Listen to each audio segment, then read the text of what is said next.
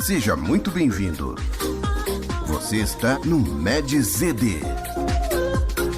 Aqui o papo é medicina.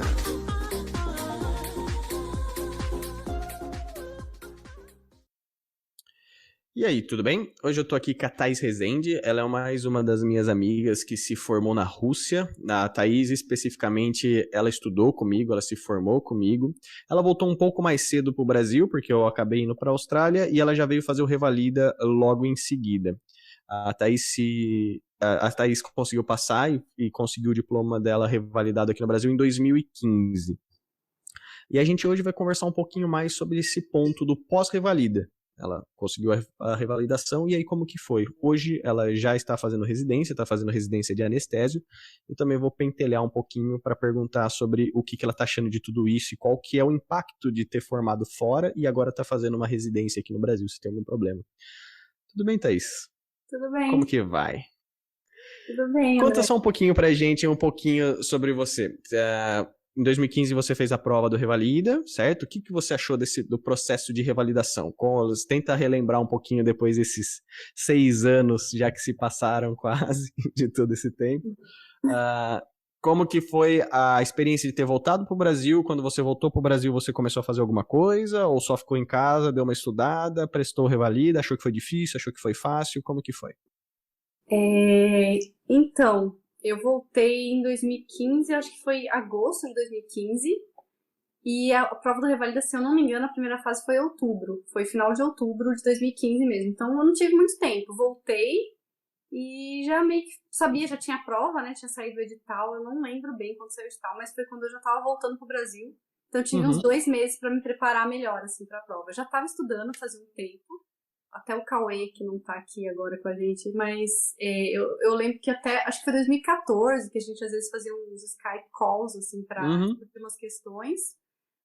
Mas em 2015, no começo do ano, eu até comprei um curso que tinha aulas online. Mas sem problema, era o MedCurso, o MedCell? Foi alguma coisa que você fez? É MedCell. MedCell? O MedCurso não tinha opção online. Eu comprei o MedCell por causa disso, porque era muito fácil, eu conseguia assistir Naquela gravar. época, lá daqueles tempos lá de trás. Faz tempo. Certo. Mas assim, eu confesso que eu não assistia muito bem, porque assim, né, a gente tava se formando, né? Então, ali, os últimos 6 meses de residência, de faculdade. Então a gente tinha as próprias coisas da faculdade pra resolver, e aí chega aquela época de formatura. Então, assim, assistia os vídeos, o André se desapareceu. Voltou. Você tá aparecendo e desaparecendo de vez em quando aí do vídeo. Não tem problema, é a questão da conexão. Tá. E aí eu fui estudar mesmo, assim, uns 2, 3 meses antes, que foi quando eu voltei pro Brasil. Eu tive tempo pra ficar em casa, então fui só me preparando pra prova mesmo. Então foi isso. A primeira fase foi mais ou menos o mesmo estilo de hoje em dia. Era dividida em 2 etapas, a parte da manhã, a parte da tarde. Eram 100 questões que você tinha pra fazer. Você lembra, era mais ou menos 3 ou 4 horas de prova, não era? Mas não, eram 110 questões de 110. teste. E eram, acho que 5 questões abertas que a gente fazia à tarde. O que você perguntou? Se você sentiu alguma também dificuldade nessa primeira fase, se você achou que... Porque a nota de corte naquela época era um pouquinho menor do que a de hoje. E era uma prova ainda um pouco nova, né? Naquela época, vamos dizer assim. Então, tinha prova, acho que desde 2011, se eu não me engano. Então, eu acho que eu e o Cauê, a gente teve umas 4 provas antes de 2015 para estudar. Que a gente ficava revisando. O que eu particularmente fiz foi olhar todos os temas. Isso foi eu que fiz, né? Pegar os temas que tinham caído todos os anos, tipo, por matéria, tipo, sei lá, ginecologia, câncer de mama. Caía todo ano câncer de mama. Então, tipo, eu foquei nos assuntos que caíam mais. Porque o MedCell, na época, tanto o MedCell quanto o MedCurso, eles não tinham curso preparatório pro Revalida. Então, eu estudava com matéria, tipo, pra passar em residência, né? E era um pouquinho diferente da prova do Revalida. Acho que ainda é um pouco diferente, né? Então, o Revalida costumava, eu não sei como tá agora, mas na minha época ele cobrava alguns temas sempre. Tipo, sempre vai cobrar, nódulo de tireoide. Qual é o protocolo, né? O que fazer a seguir. Tipo, eles davam o caso, o que você faz a seguir. Então, eu fui focando nesses temas que caíam sempre. É legal mostrar a diferença do que aconteceu lá atrás para hoje em dia, porque não tinha realmente material, você tinha que desenvolver o seu material, certo? Era uma prova muito nova, o material de residência, apesar de te ajudar a criar realmente um protocolo de estudos, ele não era focado para o Revalida. Então, de vez em quando, ia para uma coisa muito profunda ou muito distante do Revalida e ficava difícil. E a galera se sentia bastante frustrada. Tanto é que o Cauê chegou ao ponto de começar o MedZD com tudo isso, né? O grupo do Facebook foi nascendo nessa época. De vez em quando, as pessoas acabavam se juntando no grupo para discutir questões, se era isso, se não era. Era uma prova, não que hoje seja perfeita, mas lá atrás ainda tinha bem mais defeitos do que tinha hoje. Então, davam uns probleminhas com questão de anular a questão com muito mais facilidade, que eram umas questões meio bizarras. Uma prova de um ano para o outro mudava muito a característica da prova. Falou, não, isso aqui tá bem focada em questão de atenção básica. Aí você tinha um outro ano que falou, nossa, agora foi muito para cirurgia. Não tinha esse termômetro, não era uma prova bem balanceada. Hoje já eu vejo uma melhora nesse lado. E depois disso, você lembra a nota de corte? Quanto que foi na tua época? Era 82, eu tinha que tirar 82 pontos no total. E aí, e na época não tinha uma nota mínima, porque agora eu sei que parece que tem que ter uma nota mínima na discursiva, né? Mas na época era assim, 82 somando o teste com a discursiva. E aí, o que aconteceu? Na semana que saiu o gabarito, teve a prova e eu descobri que eu tinha tirado 82 na teste. Então eu fiquei super tranquila, porque eu falei, posso zerar na discursiva, que tipo, não zerei. Que garantia. Não zerei também, mas também quem fez 82 no teste, com certeza não vai zerar na discursiva, né? E aí depois a discursiva demorou pra sair. Isso eu acho que é a grande aflição do revalidar, demora pra sair as coisas. Então, pra mim, eu fiquei um pouco mais tranquila. Isso não mudou muito ainda. Você continua não mudou, né? Não muda nunca. E aí teve a prova prática, que eu lembro que, como todo ano eles costumam fazer, eles mudaram a data, tipo, pra um tempo depois. A minha era pra ter sido em dezembro, no final foi final de janeiro. E eu fiz na Unicamp, que em São Paulo, na época que eu fiz, o único lugar que tinha aberto em São Paulo era a Unicamp. Então eu fiz lá. Não era nem em São Paulo, na verdade, era interior de São Paulo, né? Eu fiz no estado de São Paulo, o único lugar no estado de São Paulo que tinha era Campinas, e aí eu acabei fazendo lá. Isso acho que melhorou hoje em dia, tem bem mais lugares, tá bem mais organizado, pelo menos nesse ponto. Você tinha que entrar rápido e tentar pegar o lugar, senão você ia ter que ir lá pro Nordeste fazer a prova, entendeu? Você que mora em São Paulo, é uma tristeza isso. Isso ainda aconteceu na minha fase. Acabou que a galera teve que se deslocar. Por exemplo, eu não fiz em São Paulo a minha prova prática. Eu tive que ir pra Brasília fazer. Tá brincando. Por causa dessas coisinhas aí que aconteceram. Eu acho que eu demorei algumas horas pra fazer a inscrição. Não foi aquele descaso muito grande, mas foi questão de horas. Acabou, né? Vi, cara, só Brasília. Aí o Percy teve que fazer em Brasília também. O Fábio também teve que fazer em Brasília, e a gente acabou se juntando e pegou o mesmo hotel e fomos para lá fazer. Isso ainda acho que é um pouco de complicações no Revalida. Apesar de comparar, é aquele fator, se comparar contigo, tá melhor, certo? Mas ainda acho que gera muita reclamação da parte dos candidatos. E eu queria mais focar, principalmente na questão pós-revalida. Tá. Que, querendo ou não, 2015 ainda tem algumas similaridades, mas já está uma prova muito distante. Eu acho que se a gente ficar focado muito nesse ponto, não vai agregar muito valor. Mas eu queria que você compartilhasse um pouco a tua experiência pós-revalida. Você pegou teu CRM na mão, você estava decidindo qual residência que você ia fazer, e aí você realmente falou, tá, eu vou para anestésio. Como foi todo esse processo? O processo para se preparar para a prova de residência. A prova do Revalida te ajudou nisso? Porque, então vamos lá, você já estava fazendo um curso que era para residência, certo? Que você estava tentando tirar material de lá. Outra, você já tinha pego pelo menos o ritmo de estudo, porque você estava tendo que estudar. E aí, o que você fez? Como que foi esse processo? Então, eu acabei não aproveitando esse ritmo, porque o que aconteceu foi que eu não sabia exatamente qual residência eu ia fazer. Na verdade, eu mudei completamente desde a formatura. Eu ainda gosto muito de nefrologia e hematologia, por exemplo. Eram as coisas que eu queria fazer a princípio. Então, o meu plano era terminar e trabalhar um pouco, porque assim, eu peguei o CRM, eu não lembro exatamente o mês, mas foi tipo, demora, né? Saiu o Revalida ali no começo do ano, peguei o CRM acho que em abril. Então eu tinha um tempo para as provas de residência que são no final do ano, e eu resolvi começar a trabalhar, então eu comecei a trabalhar e não pensei em prestar mais prova naquele ano. Eu vou trabalhar um pouco para pensar o que eu vou fazer. Então naquele ano eu não fiz prova nenhuma, e aí acabei ficando no outro ano trabalhando, e foi só no final do outro ano, então eu trabalhei tipo 2 anos antes de decidir qual residência que eu ia fazer. Foi aí que eu decidi fazer anestésio. Então eu fui estudar depois de 2 anos do Revalida. Ok. E aí eu comecei a estudar de novo, tipo, do zero.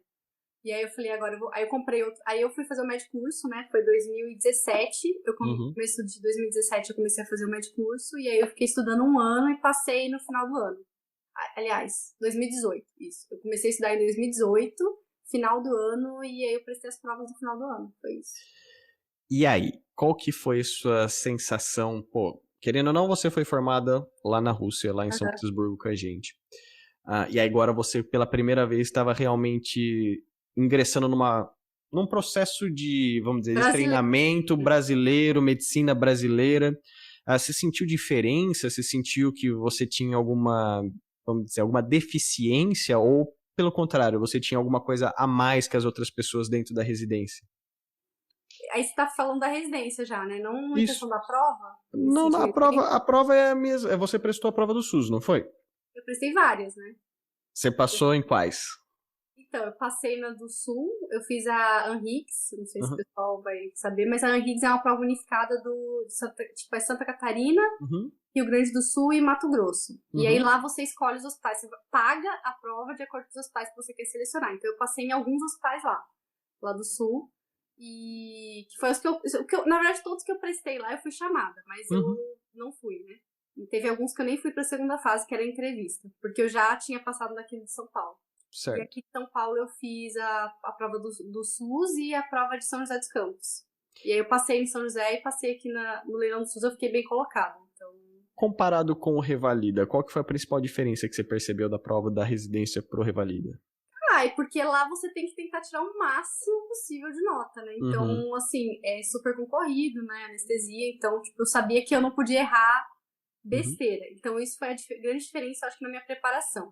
Quando eu fiz a prova do Revalida, eu não estava tão focada em questões, eu acho. Porque eu queria saber, eu queria saber o conteúdo. Eu continuo achando que a melhor forma de tirar a maior nota é fazendo questão mesmo. Então, isso foi meu diferencial na prova para fazer a prova de residência. Tipo, eu foquei muito em questão. Então, tipo, fiz milhares de questões, assim, então eu consegui tirar uma nota muito boa nas provas por causa disso, tipo, fazendo 1000 questões. Você acha que o sofrimento é diferente? Porque em um você estava dependendo para pegar seu CRM e começar a tua vida. O outro, querendo ou não, você também estava num processo de dar continuidade na tua vida. Qual que você sofreu mais? A prova de residência ou o Revalida? Revalida, eu acho. Revalida doeu mais? Ou você vai trabalhar, ou você não vai trabalhar, entendeu? Tipo, a ideia, assim, eu não tava nem pensando na questão do Mais Médicos, mas assim, tirando que existe o Mais Médicos, era tipo assim, eu preciso disso daqui, entendeu? CRM é um negócio obrigatório. Agora, a residência é tipo, se eu não passar, eu vou estudar mais 1 ano e vou fazer residência, entendeu? Só que eu sou muito, você sabe como é que eu sou, né, André? Então, assim, pra mim eu sou meio perfeccionista, tipo, eu me cobraria se eu não tivesse passado na prova de residência também. Mas eu acho que isso é muito válido, né? Vamos dizer assim, não tem, a partir de uma idade, não tem mais mãe, pai ou, vamos dizer, alguma autoridade sendo fora você mesmo pra te cobrar das coisas. Então, a partir do momento que você tá pagando suas contas, a partir do momento que você tá fazendo outras coisas, não vai ter mais ninguém ali te empurrando pra frente. Depende de você o que você quer fazer. Em um ponto, eu até acho legal a questão da pessoa que é mais rígida com ela mesma. Porque eu vejo que elas conseguem atingir certas coisas que as outras não conseguem, mas tem um preço também, né? Tem que ter aquele balanço. Até onde isso tá me ajudando a construir minha carreira, até onde isso tá também acabando, vamos dizer, deteriorando ou desgastando a minha saúde, a minha vida e assim por diante. E é legal você ter esse momento para refletir depois de todo esse tempo. Apesar de você fazer uma prova mais simples, que era o Revalida comparado com a da residência, ela não é tão profunda como a de residência. A residência pega muito mais material. E também a cobrança, a nota que você tem que tirar na residência é muito maior do que você tem que tirar na revalida. Porém, você sofre mais naquela, que em teoria é mais simples, né? Tudo depende do peso emocional que você vai colocar naquela prova, o que você está arriscando. E isso é sensacional, assim, você poder refletir depois de ter feito os dois e realmente ter uma opinião formada. Você foi aprovada, aí começou a residência. Você sentiu algum problema de ter sido formada fora do Brasil na residência? Cara, nenhum, assim, eu vou começar falando que, assim, a anestesia é um mundo à parte, eu acho que para a maior parte das pessoas tendo se formado em qualquer lugar do mundo, e eu vi isso aqui do Brasil principalmente, a gente não tem muito contato com anestesia, tipo, no geral, a gente pode falar até na nossa residência, mas não é diferente do contato que as pessoas aqui do Brasil têm. Então, na minha residência são 4 pessoas por ano, os 4 chegaram no mesmo nível 0, entendeu? De anestesia. Então foi muito interessante, porque a gente começou os 4 do 0 e a gente evoluiu exatamente igual. Aí as pessoas vão desenvolvendo as próprias diferenças, em questão de, tipo, algum é melhor nisso, outro melhor naquilo, mas não tive problema nenhum. Inclusive, naquele ano, até fui eu que fui representar a gente no congresso, então, tipo assim, eles esquecem. Você se torna completamente igual aos outros, tipo... Então, teve entrevista para você? Essa daqui não, né? A prova do SUS não tem entrevista. Então não tinha como a galera te selecionar pela questão de, olha, você não é do Brasil, ou você não se formou aqui, então a gente prefere mais o brasileiro formado aqui, não sei o quê. Mas eu cheguei a fazer entrevista no Sul, né? Da Higgs, eu fui para duas entrevistas lá em Florianópolis, em 2 hospitais distintos. E aí depois saiu a pontuação e, tipo assim, eles realmente foram bem objetivos na pontuação do currículo, tipo, baseado no que você tinha de currículo. Tipo, eu tinha estágio fora, tinha isso, tinha língua inglesa, que é o pessoal, tipo, geralmente às vezes não tem, não pontuou que pra uma chique. assim. Não me colocaram pra baixo porque eu tinha me formado fora, sabe? Até virava um ponto de interesse, assim, nossa. Sim, curiosidade. Como assim? Tipo, foi mais ou menos assim. Eu não sei se as outras pessoas vão acabar sentindo, porque a gente acabou se formando na Rússia. Tá cada dia mais comum, vamos dizer assim. Tem bastante gente indo pra lá pra fazer faculdade. Mas ainda é um lugar meio exótico. Eu não sei se as outras pessoas que ficam a mais aqui na parte da América Latina, se tem algum problema, se já sentiram algum problema. Mas realmente, do meu lado, eu não fiz residência, mas eu trabalhei em hospital. Eu nunca senti um preconceito com isso. Pelo contrário. Sempre acabava quando você começava lá a tomar seu café, alguém perguntava alguma coisa, vai perguntando outra coisa, quando você via tinha 3 ou 4 pessoas em volta, assim, interessados, querendo saber de toda a história. Então você também não sentiu nenhuma questão de preconceito, você nunca se sentiu inferior a ninguém porque você tinha se formado na Rússia, fora do Brasil. Fora os apelidos, né? Tipo assim, eu não vejo como pejorativos, assim. Na residência eu sou a russa, por exemplo, entendeu? É um apelido básico. Todo mundo, de vez em quando alguns cirurgiões, alguém descobre, nossa, até hoje, né? Descobri que se formam na Rússia, eles começam a perguntar coisas, mas nada do lado, tipo, nossa, negativo. Na Rússia, que ruim. Não, muito pelo contrário. Tipo, acho até que eles acham interessante e tal. Não... E outra coisa que eu até lembrei agora, pra você ver como as pessoas esquecem mesmo. Eu achava até que o preconceito, haveria um preconceitozinho, mas tem uma R1 nossa, né, que entrou agora de anestesia, que se formou na Argentina. Por exemplo, a Larissa. A gente nem sabia, tipo, eu descobri esses dias, falaram, a Larissa se formou na Argentina. Mas com ela ninguém faz nem piada, ela não é a Argentina, entendeu? Eu só aposto porque é muito diferente, mas assim, ela não. E ela fez faculdade na Argentina, revalidou, fez residência de clínica médica aqui e agora entrou na anestésia. Ela desistiu da clínica. Então, é a segunda experiência dela. Caramba. Conta um pouquinho pra mim dessa questão da residência de anestesia. Por que você escolheu anestesia, certo? E o que você tá achando? As coisas boas e também as coisas ruins de realmente ingressar nesse campo. Eu acabei escolhendo anestesia porque eu tinha trabalhado em posto de saúde, né? Tava trabalhando com ambulatório, essas coisas antes de entrar na residência. Descobri que não era muito meu perfil, assim. Eu queria uma coisa mais procedimento, que não tinha que falar com o paciente. Não, isso aí é É o que todo mundo acha da anestesia, mas eu queria uma coisa um pouquinho mais movimentada, se tivesse procedimento, eu gosto de farmaco, e a anestesia você lida com basicamente todos os tipos de gente, né? Tipo, desde criancinha até o super idoso. Resolvi testar, eu não tinha certeza se eu ia gostar, como eu te falei, não tinha experiência, então eu entrei um pouco, tipo, será que eu vou gostar? E aí você descobre que a anestésio é muito mais do que o que a gente acha que a anestesista faz, sabe? Então, eu gosto bastante da área. Eu acho que o lado que algumas pessoas consideram negativo, você vai trabalhar com regime de plantão, basicamente. Tirando uma ou outra sessão, tem várias formas de trabalhar como anestesista, mas, em geral, você vai fazer plantão. Então, você não vai fazer consultório, né? Você não vai abrir sua clínica de anestesia. Mas isso também é o lado positivo, porque você termina a residência e você já tem trabalho, entendeu? Você não tem que montar nada, você não precisa de um equipamento, tipo, por exemplo, oftalmo, né? Que vai ter que investir uma grana para poder trabalhar depois. Trabalhar com a questão da clientela, o que eu vou fazer, aonde que eu vou ficar. Você tem uma certa mobilidade, vamos dizer assim. Se um hospital que você quer tá lá em Santa Catarina, você pode ir para Santa Catarina e começar a trabalhar. É isso. Para alguém desmontar um consultório e ir para outro estado, geralmente é um pouco mais difícil, né? Você tem uma certa liberdade. Só que você fica preso realmente a essa questão de 12, 36, 24. Isso acho que de vez em quando pode ser um pouco desgastante para quem, vamos dizer, tudo depende de como você colocou, do perfil, né? Do que você quer fazer. Acho que deve ter pessoas que gostam realmente disso. Os plantões que eu dou de 24, eu não sou muito fã.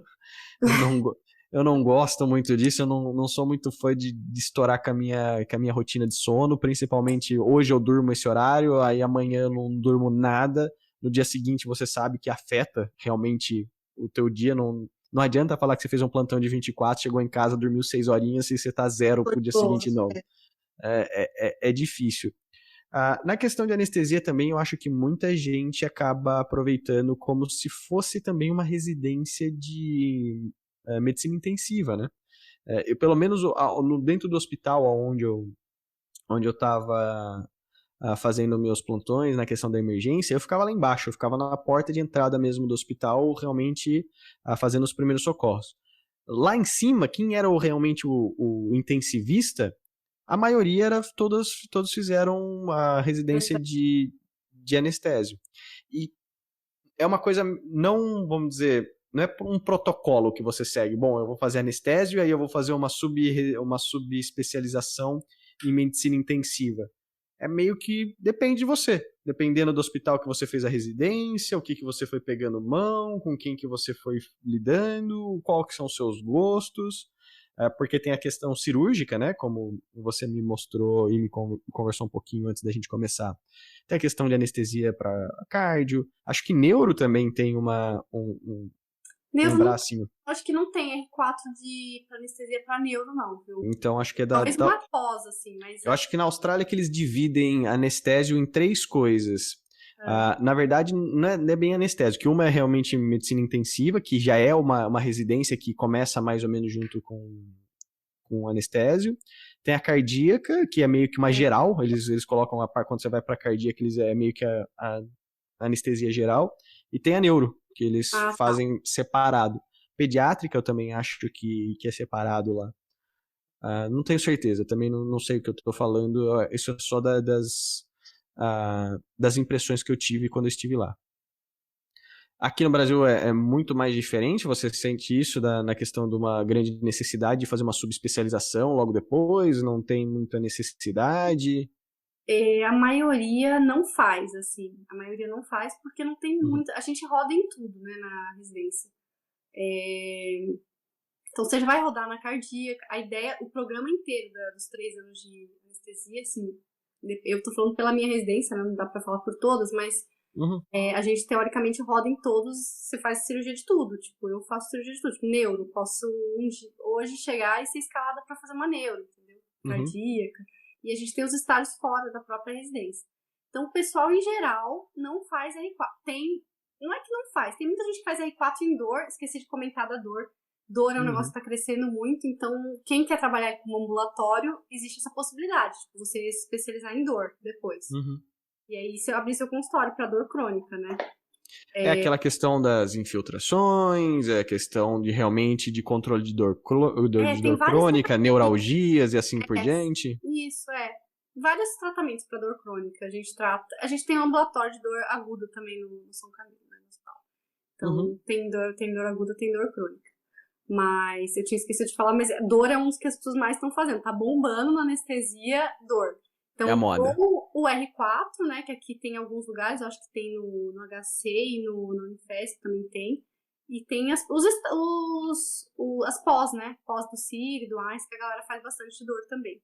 Então tem essas possibilidades. Aí tem cardíaca, tem... Mas mesmo assim você tem que estar vinculado a um hospital ou não necessariamente para fazer, por exemplo... Eu já escutei muito, aqui em Campinas a gente tem até um encaminhamento que a gente pode fazer que chama clínica da dor. Quando você tem o paciente que é crônico, desde complicações da diabetes, problemas com algum tipo de neuropatia que acaba acontecendo. Zoster muitas vezes pode deixar um paciente com dor crônica e que realmente a neuralgia do trigêmino, que eu já peguei alguns pacientes que é bem pesado, tem essa... Eu não sei se é uma especialidade que eles colocam, mas a gente tem essa possibilidade de encaminhar ou para a Unicamp, ou para a PUC, para a Clínica da Dor. Esse é o nome que eles usam mesmo, Clínica da Dor. Aí o paciente chega lá, ele vai ser acolhido. Por exemplo, o R4 de dor é específico para anestesia. Se um anestesista fazer se você quer fazer uma pós em dor, por exemplo, a do Einstein, do CIRI, que são as famosas aqui de São Paulo, você não precisa ser anestesista para fazer. Por exemplo, muito neurologista faz. Então, essa clínica da dor não necessariamente vai ser um anestesista, né? Pode ser um neurologista, pode ser alguma... geralmente são essas duas especialidades que fazem que casa muito com neuralgias, né? Porque neuralgia é uma coisa que é debilitante pra pessoa e não tem, aquela dor imensa, aquela dor que o cara fala, olha, na escala de 0 a 10 não tem 10.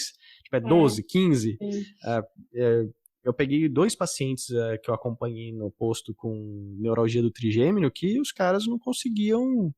eles não sabiam quando que a dor ia aparecer. Não é uma coisa que eles conseguem controlar. Pode ser por questão de temperatura, pode ser por questão de contato, alguém encosta a mão, alguma coisa. Eles vivem em medo, né? Eles vivem em pânico de poder ter dor, então eles acabam se fechando. Até tem um acompanhamento psicológico que tem que ser feito junto com tudo isso. E era interessante mesmo, porque eles falavam, olha, eu vou para qualquer lugar que eu vou, qualquer lugar que eu sou encaminhado, se você encaminha pro neuro, o neuro já olha com aquela cara, tipo, não tem muito o que fazer, na verdade. Eles olham para a pessoa e falam, não é que eu até sei o que tem que fazer. Nada, não tenho muito para fazer. Encaminhava para essa questão de controle de dor, que é realmente uma anestesia, né? Você bloqueia um gânglio, você bloqueia um branch dos nervos do paciente para realmente, com muitas vezes lidocaína, aí você que entende bem mais dos fármacos do que eu, com certeza. E é uma anestesia. Você faz uma anestesia que tem tempo para você refazer. Né? Você não resolve de uma vez por todas o problema do paciente, mas você dá qualidade de vida para ele, porque era uma pessoa que não conseguia fazer nada e agora ele consegue fazer alguma coisa. E tirar a dor do paciente é uma coisa muito imediata, né? Você vê aquela resposta, você tem aquela satisfação de, pô, ele chegou aqui com dor e saiu sem dor. Isso deve ser bem interessante mesmo. Você tem algum plano para essa área ou não? Não. Dor é a minha área de foco, assim. Acho interessante tudo, mas não... Eu até acho mais interessante cardíaca, por exemplo, do que... Tem gente que gosta, porque eu acho que é muito ambulatório, sabe? Os bloqueios a gente faz ali em centro cirúrgico, a gente faz esse bloqueio pra caramba. Inclusive, isso é uma coisa que eu não sabia que a anestesia fazia tanto, mas bloqueio guiado por ultrassom a gente faz pra praticamente quase todas as cirurgias, a gente consegue aplicar um bloqueio hoje em dia, sabe? Então, bem interessante. E você tem planos de continuar no Brasil? Tem planos para mudar? Você acha que fica mais fácil para você sair do Brasil do que a galera que fez faculdade aqui, residência aqui? Não sei, André, não fui atrás disso. Você que me diga, você que é a pessoa que está entendendo desse assunto aí. Mas você, por exemplo, eu tenho certeza que isso já passou pela tua cabeça, certo? Você já pensou nessa possibilidade. Eu vi muitos dos médicos que eu converso no Brasil, eles nem colocam como possibilidade, sabe? É como se fala, mas você já pensou? Assim? Você fala assim, mas por que você não vai pro Canadá? Não, é muito difícil. Mas aí falam, mas tem que aprender inglês.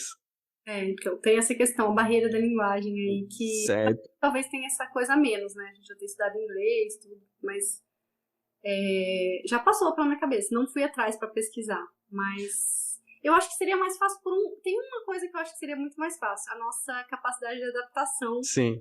E muita gente tem medo de ir pelo medo do desconhecido, assim. Eu acho que isso a gente não tem, então... Se você aguentou a Rússia, você vai aguentar muitas outras coisinhas. Se você conseguiu realmente terminar a tua faculdade na Rússia, voltar pro Brasil, revalidar, fazer tua residência, vamos dizer, vai ser difícil você achar uma coisa que você olha e fala, não dou conta. Você Isso fala, aqui não dá. Eu falo, eu posso tentar, vou olhar, vou ver como que é, pelo menos, vou tentar, vou ver o que eu acho. A gente tem uma facilidade muito grande de aceitar esse eu vou tentar. Porque as pessoas têm uma necessidade de falar, não, tem que dar certo, tem que ir. Como assim você vai tentar? Ou você vai de uma vez... Se der errado, essas coisas...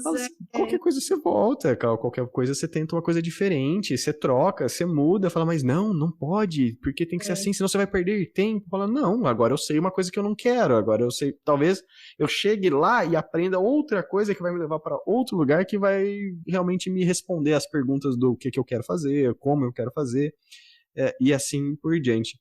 É estranho, né, porque pelo menos... os asiáticos que a gente teve contato.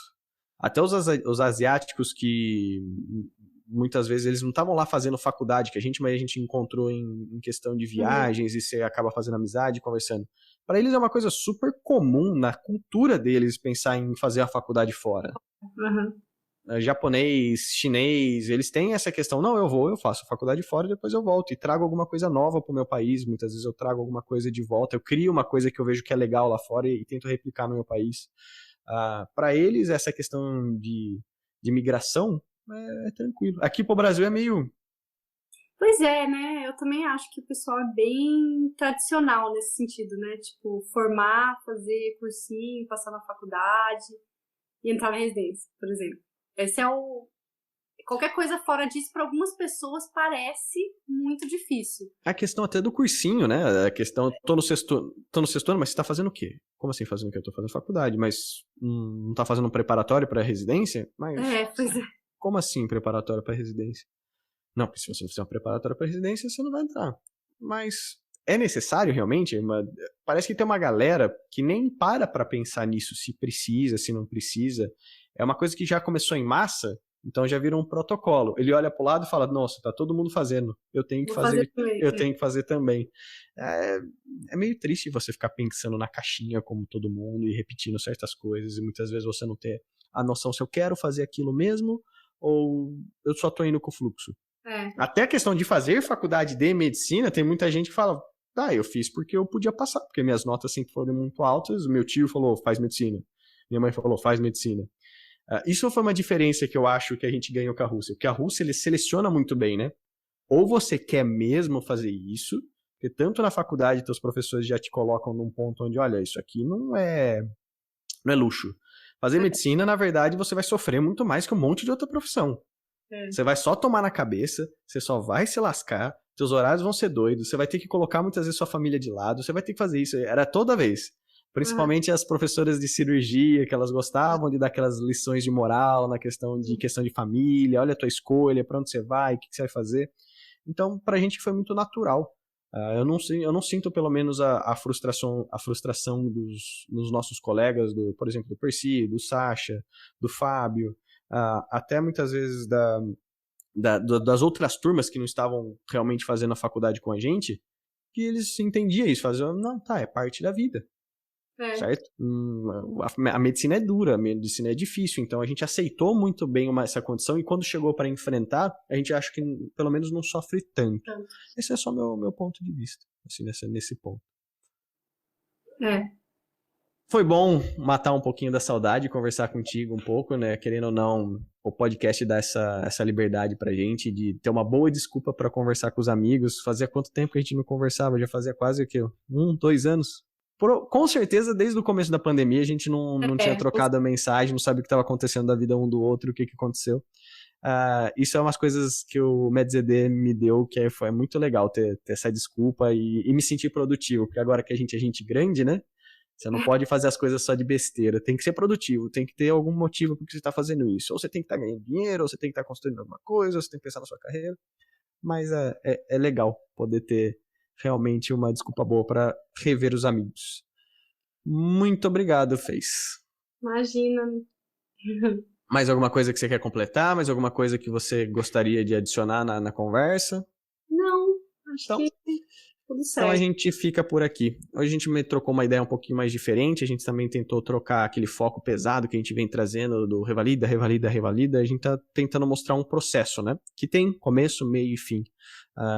Você pode começar num país diferente, pode vir para o Brasil, pode fazer sua revalidação, pode realmente fazer uma residência, e aí também pensar se você quer ficar, se você não quer, para onde você quer ir. É legal ter essa visão de começo, meio e fim das coisas, principalmente quem está no começo, que tem a sensação que nunca vai passar da primeira fase, que nunca vai passar da segunda fase, que nunca vai pegar o CRM, que nunca vai dar o primeiro plantão, que nunca vai fazer residência. É legal trazer essa experiência para todos. Mais uma vez, muito obrigado, Fez, e é realmente um prazer conversar contigo. Prazer. Até mais.